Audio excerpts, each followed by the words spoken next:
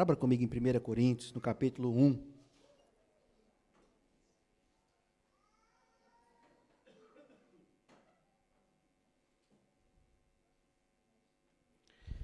Para aqueles que têm acompanhado, eu faço a leitura na Nova Almeida, atualizada, NAA.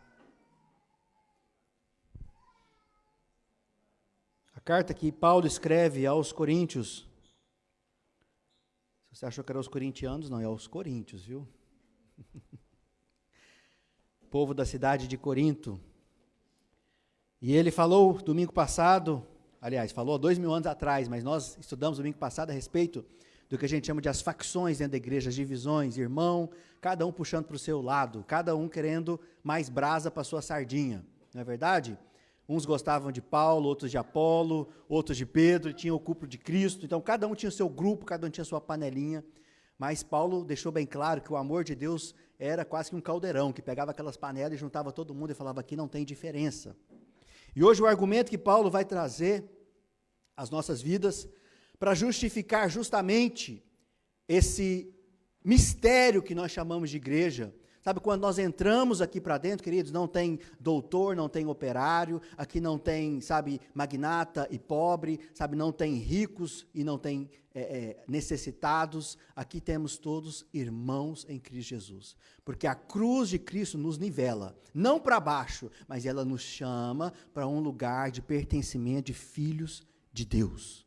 Sabe, a palavra de Deus diz que através de Cristo não haveria mais separação, não era mais questão de ser judeu, gentio, bárbaro, grego, não era separação de ser, sabe, homem, mulher, escravos ou livres, porque Cristo, o que a palavra de Deus diz? É tudo em todos. Então a cruz de Cristo nos chama para um lugar, mas que Paulo vai chamar carinhosamente de loucura. É só gente doida que junta com mais gente que também verdadeiramente talvez não refletiu assim com tanta profundidade no conhecimento, na sabedoria, na filosofia e nos entendimentos. E ele vai dizer aqui então, a partir do verso 18, quem abriu, diga amém. Quem não abriu, diga misericórdia, ou quem acessou aí a Bíblia, né? Para os mais modernos, vamos acessar a nossa Bíblia. Deus, fala aos nossos corações, ó Pai, na medida de fé de cada um de nós, assim nós te pedimos, em nome de Cristo Jesus. 1 Coríntios, capítulo 1, a partir do verso 18, nós vamos ler até o verso 25, diz assim, certamente, ou seja, não há dúvidas, isso é uma certeza, certamente a palavra da cruz é loucura para os que se perdem, mas para nós que somos salvos, ela é o poder de Deus. Pois está escrito, destruirei a sabedoria dos sábios e aniquilarei a inteligência dos inteligentes. Onde está o sábio? Onde está o escriba? Onde está o questionador deste mundo? Não é fato que Deus tornou louca a sabedoria deste mundo, visto que na sabedoria de Deus, o mundo não o conheceu por sua própria sabedoria. Deus achou por bem salvar os que creem por meio da loucura da pregação. Porque os judeus pedem sinais, os gregos buscam sabedoria, mas nós pregamos o Cristo crucificado, escândalo para os judeus, loucura para os gentios. Mas, para os que foram chamados, tanto judeus como gregos, Cristo é o poder de Deus e a sabedoria de Deus. Porque a loucura de Deus é mais sábia do que a sabedoria humana, e a fraqueza de Deus é mais forte do que a força humana. Glória a Deus. Queridos, nós vivemos em um mundo obcecado por poder e sabedoria. Basta olhar ao redor, enxergar o quanto são valorizados os especialistas, os influencers, as pessoas que têm conhecimento, que julgamos apresentar um valor, um grau, talvez de sofisticação maior, uma capacidade de impressionar. Pense talvez aí nos avanços científicos. Quando eu penso na ciência, eu já visualizo logo ali as células, as teorias dos átomos, hoje em dia a física quântica. Pense nos grandes estudiosos das grandes teorias e teoremas políticos, sociais, os filósofos, os grandes escritores, os compositores. São gente grande. pessoas que naturalmente parecem nos atrair pelo poder. Elas são sábias, sim, segundo padrões humanos. Talvez tenha aqueles que colecionam diplomas na parede, que aparentemente teriam uma grande sabedoria para transmitir aos nossos corações. E eu posso te dizer com toda certeza que essa capacidade de nos atrair, como é bom escutar alguém, sabe, que tem um conteúdo, que tem uma sabedoria, que tem algo para falar aos nossos corações, não é verdade? Você gosta de ouvir só abobrinha? Não, a gente gosta de ouvir algo que nos impressiona, algo que nos motiva. E na cidade de Corinto não era diferente. Era uma cidade grande, eu coloquei aqui uma cidade com várias cosmovisões, cosmopolita. Era um polo comercial muito importante no mundo grego-romano, onde as pessoas também enxergavam com um certo grau de importância o que nós chamamos de os grandes oradores, o que Paulo vai chamar de a sabedoria das palavras, pessoas que subiam num púlpito, não de uma igreja, mas em um palanque, em uma praça, em uma ágora, e diziam e discursavam em uma oratória, em uma retórica extremamente convincente. E falavam do quê? Falavam do que a gente sabe como sendo a sabedoria humana, a filosofia. Discursavam sobre a vida, o que é a vida. Discursavam sobre os quereres, sobre as vontades. A filosofia fala muito sobre a ética, o que o homem deve fazer, sabe, sobre as escolhas da nossa vida. Então, aparentemente, são pessoas habilidosas, são celebridades ali no seu mundo, no mundo de 2000 anos atrás, em Corinto, onde as pessoas, então, tinham toda essa beleza pelo conhecimento. E é de fato que a igreja feita de coríntios, não, é isso mesmo, né? Quase que eu falei de corintianos, né? A igreja feita do povo de Corinto, o que acontecia? Toda essa admiração que se passava fora dos muros da igreja, as pessoas também chegavam dentro da igreja e queriam ter esse mesmo sentimento, sabe, essa mesma necessidade de olhar para alguém, admirar, falar, poxa, como aquela pessoa fala bonito, como aquele homem, como aquela pessoa, sabe, fala ao meu coração, eu fico vidrado olhando, eu admiro. Isso, não sei se tem algum problema em si, mas o problema é quando os homens admiram homens e admiram a sabedoria humana e esquecem que existe uma sabedoria maior do que a sabedoria humana. E que homens são feitos do que a gente chama do pó da terra. Ou seja, homens são feitos de uma substância que podem, sim, vir a se corromper.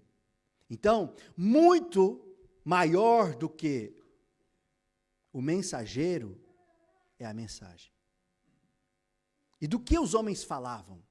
Os homens, em Corinto, falavam sobre a sabedoria humana. Os homens falavam do que eles sabiam falar. E é sobre isso que Paulo vai, então, discursar aqui, como sendo um argumento para explicar que a sabedoria do mundo, a mensagem que o mundo carrega, a palavra que eles falam a respeito das escolhas, das sabedorias que eles fazem, é uma escolha equivocada, porque é uma escolha que não toma em consideração a existência de Deus como sendo alguém soberano. E que vai tentar, então, explicar Deus. Você já tentou explicar Deus?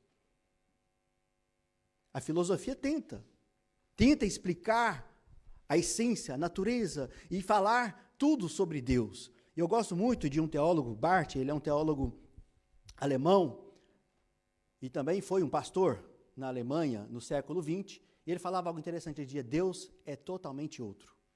Tudo que a gente possa pensar a respeito de Deus, Deus é mais. Deus ultrapassa. A gente não coloca Deus em uma caixa e limita a sabedoria e o poder de Deus. Porque a escolha que Deus fez aqui, Paulo vai pregar, ele vai dizer, eu não vou falar de palavras bonitas, eu não vou ter um discurso que vai convencer as pessoas pelo meu falar, mas o que eu prego é Cristo, e Cristo, quem sabe, crucificado. Não é qualquer tipo de Cristo. Não é o Cristo que vem resolver seus problemas como solução tabajaras. Queridos, presta atenção aqui, em nome de Jesus. A palavra da cruz é a escolha que Paulo faz como sendo a mensagem do Evangelho, como a centralidade do Evangelho. Se você saiu da sua casa hoje e veio até aqui, tá, para ouvir algo que vai massagear o seu ego e que vai te deixar sair daqui, sabe, uma pessoa mais cheia de si, você veio para o lugar errado. Porque aqui hoje nós viemos ser tratados pela palavra de Deus e entender que as escolhas que Deus tem para nós são infinitamente melhores e maiores. Mas parece uma loucura, porque quando Deus fala, ninguém quase acredita. E Paulo diz, então, que certamente a palavra da cruz é loucura, ou seja, a mensagem da cruz, ela pode ser vista de duas óticas, de duas maneiras, duas percepções, loucura ou poder. Fala para o teu vizinho assim, qual é o óculos que você enxerga a palavra de Deus? A palavra da cruz, como sendo loucura ou como sendo poder? Então, um grupo olha para a cruz e vê o sacrifício de Cristo, a entrega do Messias sendo crucificado. Queridos, ele foi crucificado no Gólgota, fora da cidade, sabe, na periferia, onde alguns dizem que era até uma forma de lixão. Não houve beleza em si, naquele ato. Foi algo menosprezado, algo aonde os homens até viravam o rosto, não queria ver aquela atrocidade. Então há pessoas que enxergam a cruz como sendo uma derrota, como sendo uma fraqueza, como sendo uma vergonha. E Paulo diz, olha, certamente essa palavra é loucura para os que se perdem. Então há um grupo de pessoas que enxergam a cruz como sendo loucura. Eu coloquei aqui, pense naquele outro grupo que olha para a mesma cruz e vê nela o poder salvador de Deus. Então, para os que estão de fora é loucura, mas para nós é o poder salvador de Deus. E pense talvez a sua própria vida. Quando você passa por momentos difíceis, talvez uma doença, um problema financeiro, um relacionamento que foi rompido, como que você enxerga essas situações? Eu disse semana passada que a gente começa com as dificuldades dando graça, agradecendo a Deus pela oportunidade de passar pela dificuldade, porque pode ser que nem a dificuldade teria vindo sobre a nossa vida, para que nós possamos o quê? Aprender, crescer, como diz na minha terra, melhorar, sair depois dessa adversidade, em uma nova versão, a versão da escolha de Deus. Então, são apenas dificuldades, talvez sem sentido ou sem oportunidade, mas onde Deus pode revelar o seu poder. Olhando para a cruz, parece algo menosprezável, algo que ninguém gostaria de ir, mas foi onde Deus escolheu para revelar o poder de Deus. Paulo vai citar aqui então um texto de Isaías, onde ele diz, destruirei a sabedoria dos sábios, aniquilarei a inteligência dos instruídos. Ou seja, Deus não está contra a inteligência ou conhecimento em si, mas contra a arrogância que pensa poder resolver os problemas fundamentais da vida sem Deus. É aí o problema. Não é que Deus só tem para si filho burro, não é isso a questão. É que a inteligência dos sábios, ele destrói. Porque essa inteligência, talvez, é baseada apenas no que nós conseguimos descrever como sendo a ciência, como sendo a experiência que o homem chega de conhecimento diante de Deus. E Deus diz, mas será que você conheceu tudo? Que eu acho que você não conheceu tudo, tem coisas que você não conheceu. Paulo vai dizer, há coisas que jamais olho viu, jamais ouvido ouviu, sabe, nem entrou no coração do homem, mas essas coisas Deus tem preparado para aqueles que o amam. Onde é que estão essas coisas? Só Deus sabe. E como que nós vamos saber? Só Deus pode revelar. Então é sobre isso que Paulo está dizendo. Que não é que ele seja contra a inteligência e a sabedoria, mas ele é contra uma inteligência que desconsidera a existência de Deus. E essa é uma sabedoria de uma filosofia humana. Quantas vezes as pessoas desconsideram a existência de Deus, porque acham que são capazes de fazer por si próprias. Eu coloquei algo interessante, um exemplo, e hoje eu escutei o Estevão falando do carro, que queria um carro, né? Você imagina comigo, mas o que ele quer fazer com um carro? Os pés dele não alcançam nem ainda o acelerador, ele já quer um carro, né? Eu coloquei aqui, imagine, por exemplo, eu tenho um filho de 8 anos, e ele vai insistir para mim que quer fazer o jantar sozinho, sem a minha ajuda. Ontem teve uma discussão lá em casa, eu falei, ele vai fazer uma comida, vai tentar fazer algo assim para aprender, né? Aí a mãe dele falou, mas ele só tem 8 anos. Eu falei, mas ele vai aprender. Mas imagine ele, eu fiquei pensando lá depois comigo, falando, hoje eu vou fazer tudo sozinho e não quero ajuda de ninguém. Imagine ele insistir em se recusar a ser ajudado. É bem típico do Estevão, é capaz dele querer fazer isso. Só que o fato é, queridos, que depois, quando a gente tenta várias vezes e falha consistentemente, finalmente pode ser que nós percebemos que nós precisamos da força e da ajuda de alguém mais forte ou mais inteligente naquela situação do que nós. Essa é a mesma relação que nós temos com Deus. Quantos são os que precisam quebrar a cara para entender que a sabedoria de Deus é maior do que a nossa própria sabedoria? Porque nós tiramos Deus da equação e a conta não fechou. Vocês estão comigo? Eu coloquei aqui algo interessante. Imagine um médico que vai tratar um paciente com câncer.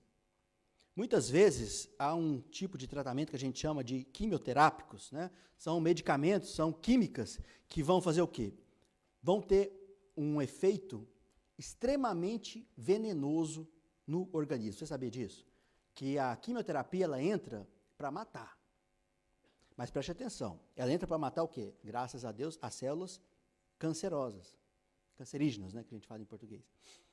E pode causar o que a gente chama, então, de efeitos colaterais. Quais são os efeitos colaterais da quimioterapia? Vamos ver se eu passo hoje na prova de oncologia, né? Vai dar vários efeitos, queda de cabelo, perca de apetite, perde o gosto, muitas vezes tem alterações até neurológicas, perde a sensibilidade, e da fraqueza, e da tontura. Ou seja, um observador desinformado vai olhar para aquela pessoa e vai falar assim, poxa vida, como que alguém pode curar outra pessoa querendo envenená-la? Isso é possível? Não, isso é uma loucura. Mas atenção, essa loucura aparente, na verdade, contém uma sabedoria profunda. Por quê? O médico sabe que, apesar dos efeitos colaterais, este é o caminho para a cura daquela pessoa. Espero que vocês estejam entendendo, porque a cruz, ela parece loucura para o mundo. Sabe, ela pode sim parecer uma morte vergonhosa, mas foi através da cruz que Cristo trouxe salvação. Apesar da aparente loucura, ela contém a profunda sabedoria de Deus. Qual é a sabedoria de Deus? Um amor maior do que as nossas próprias expectativas. Quem aqui esperaria salvação para pecadores? É ou não é loucura? Quem aqui entregaria o seu próprio filho em prol de pecadores? É uma loucura, mas é o poder revelado em Deus. Não pela cruz, mas nós vamos entender, pela ressurreição que Deus opera. Isso é o poder de Deus. Então existe uma expectativa cultural. Qual que é a expectativa da cultura? Paulo vai dizer assim, olha, onde está o sábio? Onde está o escriba? Onde está o questionador deste mundo? Não é fato que Deus tornou louca a sabedoria do mundo? Aí ele diz, porque os judeus pedem sinais, os gregos sabedoria, mas nós pregamos o Cristo crucificado, escândalo para os judeus, loucura para os gentios. Mas, para os que foram chamados, tanto judeu como grego, Cristo é o poder de Deus e a sabedoria de Deus. Eu coloquei aqui, queridos, imagine, o que os judeus pediam? Sinais. Alguém sabe qual é o sinal que um judeu pedia? Quem era o Messias? O sinal era que o Messias viria como sendo o rei de Israel e libertaria Israel do domínio de quem? Opressor do Império Romano. Então, o sinal que um judeu pedia era de um Messias rei, de um Messias imperador, mais forte do que os Césares, mais forte do que os governantes. E é por isso, então, que quando Jesus vem e diz, olha, o meu reino não é deste mundo, ele frustra as expectativas dos judeus. Os gregos, o que os gregos valorizavam? Os gregos valorizavam o que a gente chama da escola filosófica, ou seja, eram elegantes nos argumentos, racionais, sofisticados, pessoa assim, extremamente culta. Sabe aquelas pessoas que vai conversar, ela tem sempre um argumento mais forte que o seu, você fica até envergonhado. O que eu vou falar diante dessa pessoa? Então, os gregos esperavam o quê? Que aquela mensagem fosse algo sofisticada. Mas Paulo diz claramente, Cristo crucificado é o quê? É loucura para os gregos. Versículo 22. Os gregos buscam sabedoria, mas o Cristo crucificado é tanto escândalo para os judeus como loucura para os gentios. Imagina, é como alguém esperando aí um filme. Você já foi no cinema assistir um filme de ação? Aí você chega cheio de expectativa. Você está esperando ali explosões, efeitos especiais, né? O carro dando cambalhota e o povo saindo vivinho, assim, em pé ainda, quase com o carro andando, né? Recebendo assim, esperando aquele filme mais mirabolante. Aí, de repente, você senta e começa a assistir um profundo drama, e talvez, sei lá, até silencioso. Como é que você vai ficar ali? Decepcionado. Você vai sair dali correndo, falando, nossa, que filme ruim. Ruim talvez não por conta do drama, ruim porque você foi com uma expectativa, achando que aquilo ia ser de um jeito, e foi de outro totalmente contrário.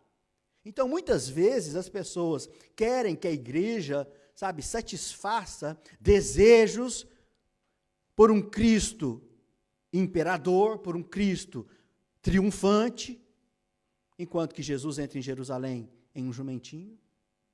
Enquanto que Jesus, quando ele sai diante das autoridades, ele diz, eu não vou me misturar com vocês, porque o meu reino não é da mesma raça dos seus. Fica todo mundo frustrado. E os gregos queriam um Cristo que teria um discurso mais eloquente, mais comovente. Quem é que gosta de falar assim, olha, venha para a igreja, venha ser crucificado, venha pegar a sua vontade, a sua autossatisfação e se lixar para ela. Sabe aquela pessoa quando ela vai cagar na sua cara? Me perdoa aí pela palavra. Sabe o que você tem que fazer? Fazer de conta que não foi com você. Quem vai querer isso? A gente quer assim, seja empoderado. Quando alguém falar alguma coisa que você não leva desaforo para casa, sabe, lacre a conversa, dê um argumento mais forte. Aí fala, sabe aquela pessoa que vai vir toda vez pedindo para você, quando ela liga para você, você já sabe que é um pedido, que ela nunca ligou para saber como é que você está, sabe? Sabe aquela pessoa? É aquela pessoa que você tem que orar por ela.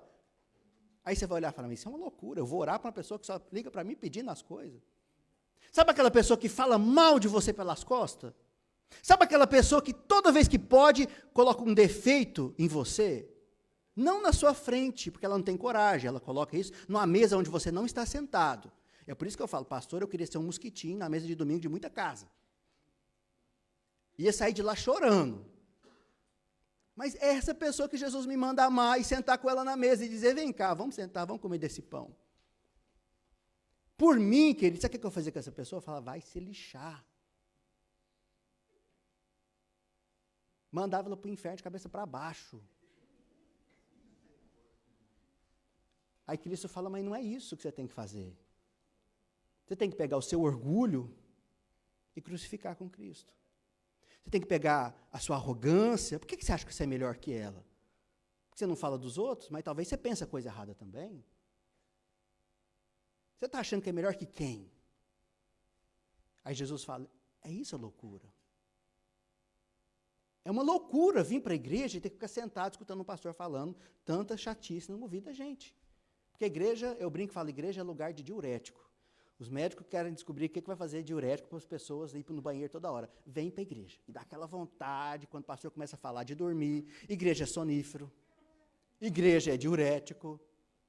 Igreja dá aquela coceira terrível. Mas a loucura de ficar aqui sentado é crucificar a nossa carne. Porque pelos nossos desejos e vontade, quem não preferiria escutar uma série maravilhosa no Netflix? Eu preferiria 1000 vezes do que vir ouvir um pastor chato falando na minha cabeça. Não vem mentir para mim não, você também gostaria. Quem gostaria de acordar domingo de manhã e pensar, alegrei-me quando me disseram, vamos à casa de Deus. Hã? Quando o telefone toca, o celular fala, nossa, eu vou quebrar isso aí na parede agora. O único dia que eu tenho para dormir até mais tarde, eu tenho que ir para a igreja. Tem. Sabe por quê? Porque isso é a loucura que gera poder e salvação na nossa vida. Quantos lembram de Naamã? Naamã foi um leproso, chefe do exército da Síria. Lá em 2 Reis vai contar a história de Naamã. Naamã procura o profeta Eliseu esperando um espetáculo de cura. Talvez ele imaginou o profeta chegando, fazendo gestos dramáticos ali, quase que uma invocação ali, um nome poderoso de Deus, que ia vir com a voz trovejante do céu, porque ele era um chefe da guarda, ele era alguém importante, e instantaneamente Eliseu iria curar Naamã. Naamã chega com essa expectativa. Não está escrito na Bíblia, mas eu tenho certeza disso. Um dia eu vou perguntar para Deus se era ou não era assim. Mas o problema é que o método usado para a cura de Naamã foi assim, totalmente não convencional. Primeiro que Eliseu manda um mensageiro dizer para ele, nem vai chegar perto dele. Eliseu manda um mensageiro. E chega o mensageiro e diz, olha, o profeta mandou você mergulhar 7 vezes no Rio Jordão, que era um rio fedorento. Parece que eles deram uma limpada no Rio Jordão lá agora para melhorar o povo, quando o povo vai em Israel para ser batizado lá, né? Mas antigamente, diz que não eram águas assim tão limpas. Tanto é que ele fala, nossa, mas tem água até melhor na minha terra. Ele manda ir lá mergulhar, então Naamã fica furioso. E sai dali pensando assim, olha, não foi do jeito que eu esperava. Vocês estão entendendo? Deus escolhe um método talvez simples, aparentemente louco, tolo, mas somente quando Naamã se humilhou e obedeceu à instrução, que parecia ridícula, é que ele foi curado. É ridículo a gente ter que sentar com os irmãos na mesa para ser curado. Tem hora que você tem que escutar coisa ridícula e fazer cara de que está entendendo tudo. Por que disso? Porque isso chama amor. Ou seu filho toda vez fala só coisas inteligentes e elegantes com você. Não, tem hora que a gente está na mais simplicidade da vida. A pessoa vai chegar para você e vai falar o tempo inteiro de problemas. Você vai falar, nossa, mas eu estou com a minha cabeça cheia. Ela vem de novo me falar problema. E Deus já falou para você, é com essa pessoa que você tem que sentar e ouvir os problemas dela. Você vai querer dar um tapa na cara dela, no peteleco assim, acorda fulano, acorda para a vida, meu filho. Para de enxergar só os problemas, né? Se a gente quer ter ali um momento, revelação com a vida da pessoa. Mas, na aparência ridícula das coisas, muitas vezes,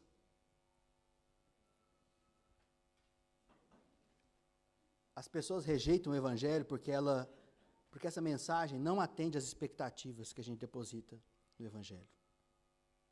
Muitos querem vir para a igreja e ver coisas, sinais impressionantes, sair daqui, sabe, com aquele arrepio, assim, nossa, hoje o culto foi. Quem quer vir para a igreja e ouvir falar assim, que você não presta, que se você está aqui é pela graça de Deus, se você acordou hoje é porque Deus te sustentou, que senão Deus podia ter te matado. Tem um sermão poderosíssimo que diz, pecadores na mão de um Deus irado. O que Deus faria na ira dele com a gente? Hein? Com certeza ele não ia passar a mão na nossa cabeça e falar assim, vem cá, meu filhinho bonitinho. Ele daria um couro na nossa existência. Mas a gente gosta, sabe, de um evangelho,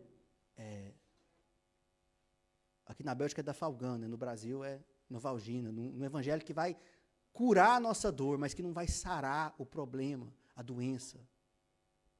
E está o povo cheio de ferida na alma, que só quando nós depositarmos na presença de Deus, sabe, fazer parte dessa coisa ridícula que chama igreja assim, louca para o mundo que chama igreja assim, mas a Bíblia diz que é um poder de Deus que opera no meio de uma fraqueza.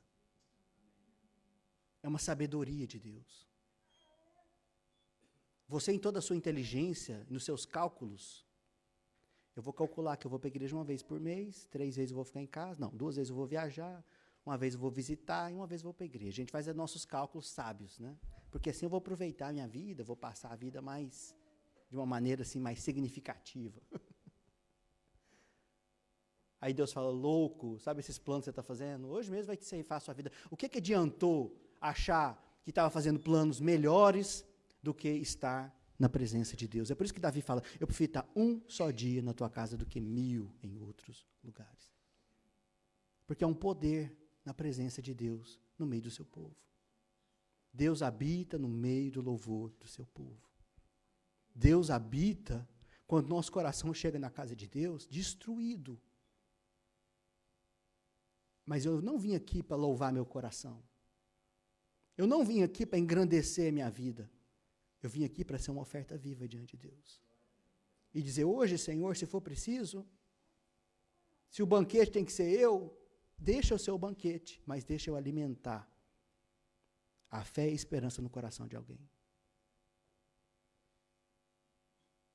Se pegar o meu ego, dobrar, bem dobradinho assim, passar uma maionese para ficar mais fácil, engolir,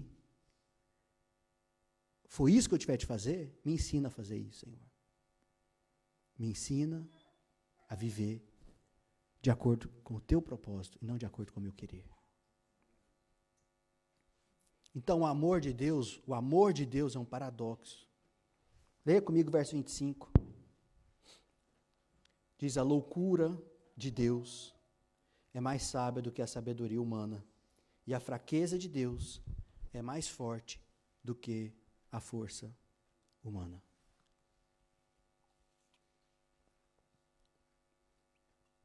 E o relógio não me ajuda hoje, o negócio está só passando. Sabe, para concluir, Paulo diz isso, que mesmo quando Deus parece estar agindo de forma tola, de acordo com os padrões humanos, a sabedoria de Deus é infinitamente superior à melhor sabedoria humana. E mesmo quando Deus parece estar em sua maior fraqueza, na cruz do Calvário, o seu poder é infinitamente maior do que a nossa maior força. Ou seja, eu falando com a Luciana Orcedo, eu falei, Paulo chamou Deus de doido, louco. Ela, não é bem assim. Eu falei, mas ele está dizendo, a loucura de Deus. Então, quem é louco? Quem faz loucura? Um louco. Então, ele diz, ela diz, mesmo a loucura de Deus é mais sábia do que as nossas sabedorias. Então, não tem que explicar Deus. Ninguém explica Deus. Como já cantou a Gabriela, né? Ninguém explica Deus. Conta-se uma história de Michelangelo. Quem sabe quem que é o Michelangelo? Não é o Tartaruga Ninja não, viu, gente? É o renascentista. Ali, né, Jesus, como é que chama? Florença, né? Onde é que é a cidade ali dos renascentistas, né? Ele esculpiu uma famosa estátua. Quem sabe? O Davi. O Davi foi, então, uma obra daquele escultor. E conta-se uma história de que um dos aprendizes de Michelangelo observava ele trabalhar e ficou impressionado com a habilidade do mestre. É lindo, né? É todo detalhado. O cara faz até as veias no braço ali de Davi, né? Algo assim, lindíssimo de ver, a beleza daquilo. E é interessante que quando ele chega perto, o aprendiz chega para ele e diz, como você conseguiu criar algo tão belo a partir de um bloco de mármore? Sabe o que Michelangelo respondeu? Quem sabe dessa história? Uma crônica bem conhecida, né? Uma história. Ele diz, olha, o Davi já estava lá no mármore. Eu apenas tive que remover tudo que não era o Davi. Olha que beleza disso na nossa vida. Eu apenas removi o que não era de Deus das nossas vidas. Não vai sobrar quase nada. Mas é aí que a beleza do Evangelho fala no nosso coração.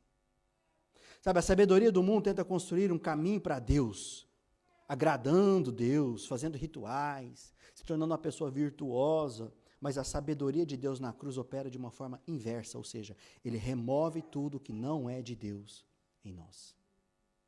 Não adianta o homem querer fazer algo para impressionar Deus, não vai conseguir. O máximo que a gente consegue diante de Deus é parecer ridículo diante de Deus. Porque não tem nada que a gente faz que vai impressionar Deus. Deus já sabe de tudo. Já parou para pensar nisso? Então a cruz não é colocar algo à nossa sabedoria, mas é remover a nossa falsa sabedoria. É retirar, sabe, o verdadeiro amor e sabedoria de Deus que pode ser revelado na nossa vida quando for tirado de nós o que é propriamente nosso. Por isso que Paulo diz tantas vezes que agora já não sou eu quem vivo, Cristo vive em mim. Aleluia. Se você tentar viver por si só, você até consegue, mas vai ser uma catástrofe, vai ser desafio em cima de desafio, derrota em cima de derrota, mas agora quando você fala, agora eu morri, daqui para frente eu morri. O pastor Hernandes diz assim, que o verdadeiro crente já anda com a sua carta de sepultamento, identidade, certificado de óbito, né? Quando a pessoa chega para você que vai querer brigar com você, você já estou morto, e morto não discute. Você vai matar o outro também, né, de raiva, mas você vai vencer, porque essa é a vitória que vence o mundo, a nossa fé. De entender que todas as coisas já foram conquistadas no Calvário pela nossa vida. E quando eu falei de Davi, eu lembrei de um outro Davi da história. Quem lembra do outro Davi? Um pequenino, né? Os nossos Davi aqui da igreja só crescendo. Mas diz a Bíblia que o Davi, da Bíblia, que vai enfrentar um Golias, era o quê? Bem pequeno de estatura. Ou seja, isso vai nos lembrar de que os gigantes que nos afrontam são imagens de um poder humano, alto, forte, armado, confiante, que gritava, não tem homem aí não, né? No exército de Israel. Enquanto que um pastor, pequenino de estatura, quando tentaram colocar nele as armaduras, o que ele faz? Isso não vai servir para mim, isso não é meu, tire de mim. Isso não faz parte da minha vida, eu não vou com armadura. O que ele diz? Ele pega 5 pedras lisinhas, pega uma funda, ou seja, como que é aquilo, gente? Quase que um estilingue, né? Armas que pareciam completamente inadequadas para um guerreiro experiente. Sabe, do ponto de vista militar, Davi era quase que um maluco. Apesar da gente depois entender que ele sabia fazer aquilo muito bem. Que ele tinha sido instruído, né, na tribo de Benjamim. Apesar de ser da tribo de Judá. Porque aquela aparente loucura continha sabedoria de Deus. Então, Davi não confiou na espada, Davi não confiou na armadura, mas Davi confiou em Deus. Ele confiou que uma pedrinha era capaz de derrotar um gigante, porque ele não ia pela pedra, ele não ia pela força, ele foi no nome do Senhor dos Exércitos. Então, do ponto de vista humano, a cruz pode parecer um instrumento de humilhação e de fraqueza.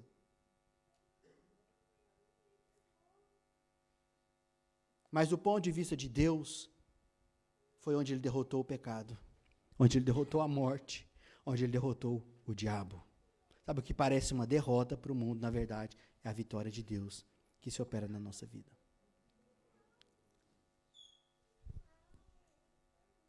Lutero, ele diz algo interessante, que existe uma teologia da glória versus a teologia da cruz. A teologia da glória é em buscar um Deus glorioso, poderoso, triunfante. Sabe, um Deus no sucesso, na conquista, na vitória. É o cristianismo que só é verdadeiramente cristão. Você é um filho de Deus, se você não tem prosperidade, não tem saúde, não tem reconhecimento, ora, porque será que você está na igreja certa? Aí vem o irmãozinho pobre, né? Pobre, cego e nu. E Deus fala, você tem muito mais riqueza do que aquele que está vestido no mais lindo linho, andando no mais belo carro. As suas pernas, os seus pés são muito mais bonitos do que as rodas daquele carro. Isso é loucura, porque a gente fala, eu queria andar no Porsche, eu queria andar na BM, eu queria andar no chique, né? E Deus falando, não é a capa, não é o exterior que te faz, é o interior. O tesouro pode estar dentro de um vaso de barro, que ninguém dá nada por ele, mas lá dentro habita um tesouro infinito. Então a teologia da cruz é reconhecer que Deus se revela precisamente onde menos esperaríamos encontrá-lo. A gente não quer encontrar Deus na fraqueza, a gente não quer encontrar Deus no sofrimento, Deus na aparente derrota. Mas é bem aí que Deus se revela. É no dia que a gente olha e fala, não tem ninguém por mim. É naquele dia que Deus fala, eu estou por você. É no dia que a gente fala, Deus, meus sonhos morreram todos. E Deus fala, eu vou fazer nascer dentro de você os meus pensamentos, os meus caminhos, que são muito mais altos do que os seus, meu filho.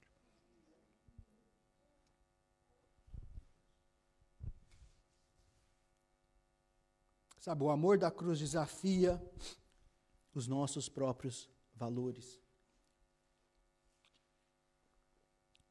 Na nossa sociedade é valorizado o poder, o sucesso, o status, a marca do carro, a qualidade da casa, enquanto que a cruz, ela nos convida a adotar valores, talvez, de humildade, maior do que o da arrogância, do serviço, maior do que o ser servido, e do sacrifício, maior do que o bajulamento.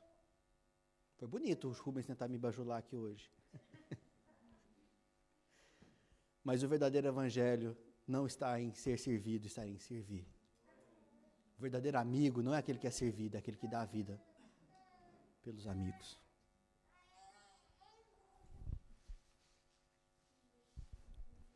Quer uma aplicação? Nessa próxima semana, identifique talvez uma situação em que você naturalmente buscaria reconhecimento, buscaria elogios. Quem não gosta de ser elogiado? O ego até incha, né?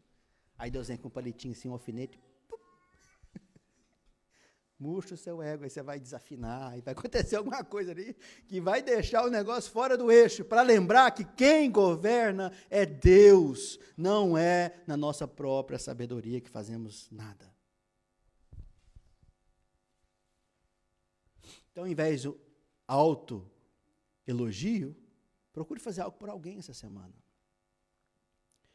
Eu coloquei também 3 pontos. O amor, a cruz, primeiro, desafia os nossos valores. Então, valorize muito mais o serviço do que o ser servido. O amor da cruz também une, apesar das nossas diferenças. Então, Paulo, falando para aquela igreja facciosa, uma igreja cheia de divisão, cada um querendo puxar a sardinha, brasa para a sua sardinha. A minha parte é mais importante, pastor.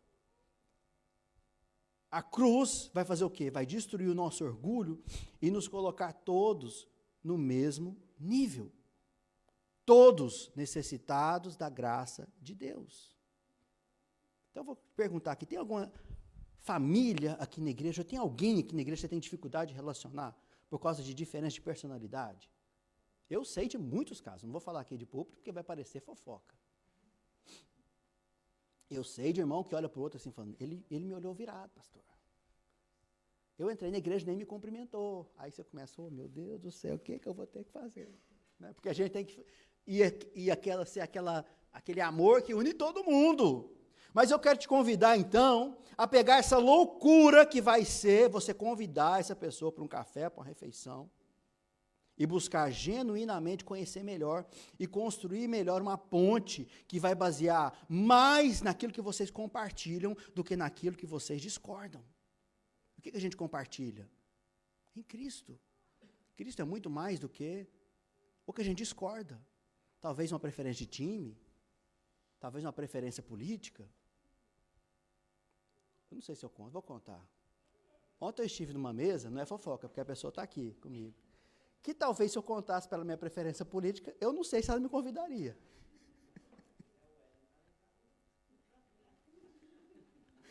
Mas o que nos une é maior do que o que nos separa. E o que nos une é Cristo, porque as coisas que ela fala, eu não posso discordar. Ainda eu pensando que Deus levanta Ciro, Deus levanta quem Ele quiser para governar o mundo, porque Deus é Deus. Deus não precisa de 10 dedos para fazer a obra. Mas se Deus quiser, porque se Deus não quiser, não vai funcionar. E aí você fala, mas você está apoiando ladrão. Jesus foi sentar na casa de Zaqueu, comeu com ele, ainda falou que lá a salvação chegou. Então, se o evangelho não chega para essa pessoa, não vai chegar para ninguém mais no universo. Quem sou eu para duvidar do poder de Deus? É uma loucura, mas só Deus pode fazer. Hoje, talvez se me convidasse, eu pensaria até 2 vezes. Eu ia ver se eu não levava a carteira não, né?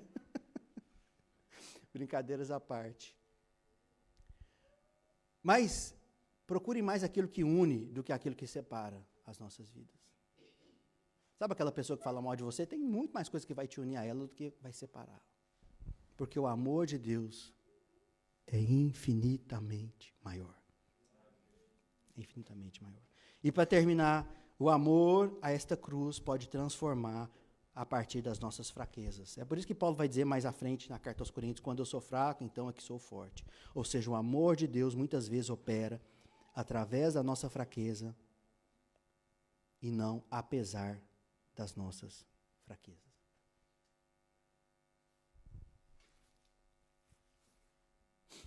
Então, ao invés de você fazer de forte, fala a verdade para as pessoas. Talvez você vai ter bem menos amigos, mas vocês vão saber quem você é de verdade. Porque os que ficar, é porque vai orar por você. Dependendo aí, talvez, da sua opção política, né? As pessoas que ficarem no seu convívio são pessoas que vão te amar e que vão estar dispostas a lutar para que a obra de Deus seja feita na sua vida. Amém?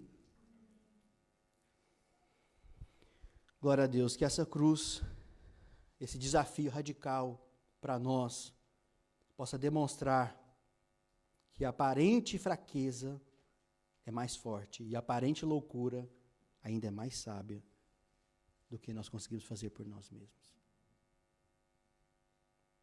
Onde que estão os malucos aí por Cristo? Para o mundo é loucura, mas para nós é sabedoria. Que a palavra de Deus fale no nosso coração. Em nome de Cristo Jesus. Assim te damos graças. Em nome de Cristo Jesus. Amém?